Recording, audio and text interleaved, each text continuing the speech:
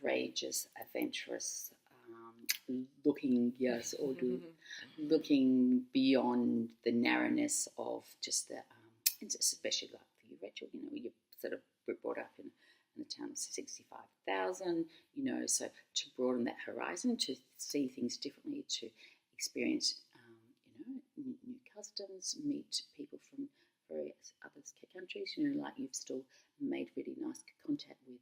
You may not speak to them all the time, but you've made contacts all around the world. So I think that's really wonderful. And I think travel is a great way of sort of just broadening your horizon and your thinking, and make sure that you're flexible, and also that you can be, really self-reliant as well, which I can actually see that, your whole self-esteem, I think, grows as well. So you can only just be the better version of yourself. Exactly. So I think that's a really sort of proud moment. And lots of people said, why do you allow? But your children are with you for a very short time, and then you've just got to let them trust that you've brought them up in the right way, and that they would be free to have the journey that they need to have.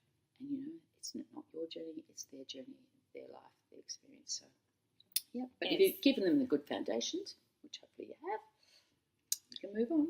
And you get a bonus of, if you obviously can afford it, of coming over and getting to see your kid in their work environment with the family that, like, hopefully they've bonded with, over a month, or 6 months, or close to a year if you get towards the end of a travel month, or an extension year or something like that, which is awesome. Like, from my perspective, being able to have someone from my family come and meet the people that are essentially helping me to grow and providing me with the love and support that I obviously have, like, similar foundation back home but different.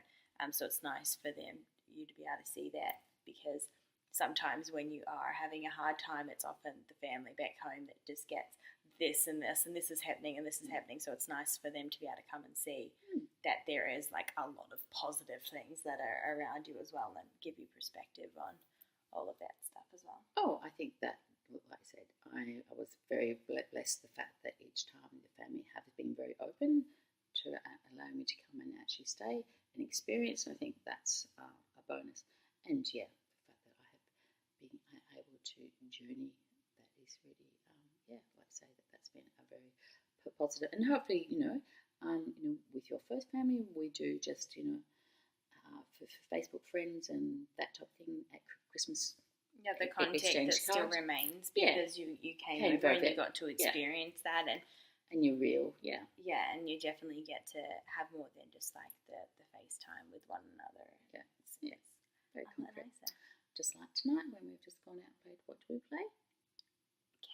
Pretty much capture the flag, but on a different scale. But that was nice, and that was cool to be able to share that experience with them, and to see the progression of the week and how they've slowly grown on the fact that my mum's here, which is really, really nice. And so it's the best part, I think, when you get to see that as well, which is pretty cool. Okay. Oh, obviously, technology's been a fantastic thing to use. Facebook. I feel like it's even upgraded since even my first time round. Like my first time round, I think we used like a bit of Viber, but now you've got everything. Yeah, you got Instagram, you got Facebook, you got Messenger, and you also have good old-fashioned writing, which I think is really, really nice. Well, that's been a bit of a family tradition that you always make sure that, birthdays and special occasions are sort of noted with a nice card. Also, nice little cards slipped into your luggage that you find just occasionally, and I find that occasionally around my house. Sprinkle around the house. Oh, I found one the other day under something which I hadn't moved for a bit. So again, those nice little incidental surprises that happen. But I think, again, talking on the phone is really good. But also, I think, certainly Messenger is really, really good, just to be able to text, hope you're having a good day, or pop in a nice picture, or use a bit of what are those little things? Big Emojis. emojis. That's really cute. Bitmojis, emojis. Yes, so I'm just learning that technology. But yeah, I think that's really important. But I think it's really important to celebrate special occasions as well, making sure that they're included. Like when we meet together as a family, we often will try to have a Skype session, so Rachel can still see her nieces and nephew growing up, which I think is important. Or they can show you a construction they've done, or just be. And that way you kind of still feel like you're included. And I think it's cool, like these days as well, like, with Messenger, you have the ability to send voice messages to people still, so you can still kind of get that perspective, like, which is good for helps. The grandparents, I think. Yeah, exactly, like to be able to hear it as opposed to maybe see it on a screen or something like that. Yeah. But the thing is as well with the au pair, like, you can kind of pick your method of, like, how you send it. Like, my mum you get updated pretty much, like, with my people on Instagram, because I try and upload a picture like every couple of days, so that's that. And then obviously you get the additional messages, but like some people choose to blog and vice versa, so they're always a good source, and they're good for you to have as a reflection too. Yeah, exactly. And share with others, so that is good, especially like grandparents, that not all grandparents are technology savvy. So exactly, some don't even have driver's licenses. Yes, that's right. Your two names. Yes. That need support from, the last day they finish with the family, or the weeks leading up to them finishing with the family, maybe their travel month, and then them initially coming home in that first kind of month to kind of, for me, it felt like 3 months that, like, I really needed quite a fair bit of support to kind of get through. Yeah. A lot of it is also you as a person getting through it, but you also do need quite a lot of support, I would say. Yeah, it's just that transition, and it depends whether the timing that you come back. If you come back at the beginning of the year and then you're going to start your studies, well, you roll into that motion. But you came back in the October, October, November, just getting into another job. Lots of people at that particular time had already taken on, interviews and things like that as well. So that was a sort of transition time. Having come from your days being really full, to coming back to not having the responsibility of, looking after other people, just being responsible for yourself. Coming back to some of your friends were just doing the same. They were still doing their studies. They hadn't actually done anything previously. So again, that in itself was an adjustment as well.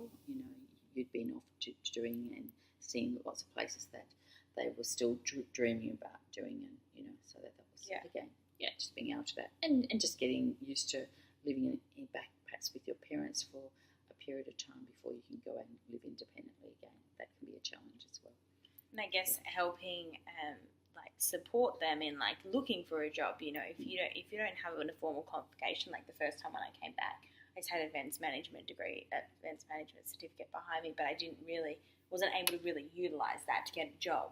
So I had to kind of pretty much start from the scratch. And so having the support of your parents to help you look for the jobs again and find something, where some people are blessed to be able to fall straight back into their old job, or have a certificate behind them that is going to get them to a job which is pretty good, and they can get one, within a week or two of coming back. And I guess that makes it a bit easier once you can kind of find that, because then you can start switching back into your old life and just understanding the differences and kind of the cultural shock that might happen when you come back, because, in the States you've driven on the opposite side of the road, and so obviously you need the support of maybe your family again to take you in the car and do a couple of test runs of driving on the other side of the road again, so you get used to it. I think the first time when I came back from Deerfield, being in such a small environment versus going into a shopping centre, it just felt really intense. There was so many people with really strong Australian accents, and it felt very overwhelming. So to have someone to come along with you to kind of put you back into those and get you back swinging, and just being there to also understand that you're probably going to want to go straight back a lot of the time, because you have had such an amazing time. And yeah, even doing the basic day to day has been like quite exciting, because you might be going to a new place where when you're back in your hometown, quite often it's like the same old like buildings that you've seen before, so it's not as exciting. And your parents helping to put it back into perspective that, you know, at the moment it seems like it's probably hard to transition, but it does get easier, and helping facilitate if you need to, like chats with your old family on FaceTime and stuff like that, which can be helpful. That transition time. Yeah. Just getting used to it all. Yeah, and just getting used to being in the same household with each other again. Yeah, it's a little bit different because, you know, your son or daughter will come back that much more mature as well, which I think is, a great thing. Certainly the program, I think, has just, got much higher profile, much more thorough in lots of respect. And there seems to be, other opportunities that you're getting, like this ambassadors program, which obviously wasn't there before. I got to go to a meeting. The meeting seemed a bit more formal, structured than perhaps what you previously had. That may just be in your area, but certainly, there's a lot more transparency and a lot more openness with the program. I think at this point in time, and obviously, it was something that you really want to do to come back a second time. Much more level of confidence, even just leaving you at the airport this time. Obviously there was still that level of nervousness and anticipation and things like that, but there was certainly an air of confidence compared to all the other girls bowling. Both guys out, and their parents were really highly stressed, and that was quite a big group as well. So just that sort of level of maturity and confidence, obviously, having come looking after, being a coordinator of a program that looked after, 30-odd children before and after school care, sort of coming to look after 2 children, I had an air of confidence that, you would sort of certainly manage that really well.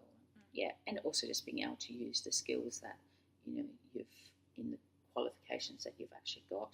That's always nice to be able to see that happen as well. Everything from what you've done previously, from your events management to education assistants to coordinators. So that in a sense is really good. So no, I think it's been a really positive. So I'm pleased that you chose to go back again, and again you wanted to live on the West Coast, so you've got that opportunity. You wanted to extend yourself again with a different mix of children. You've done boys,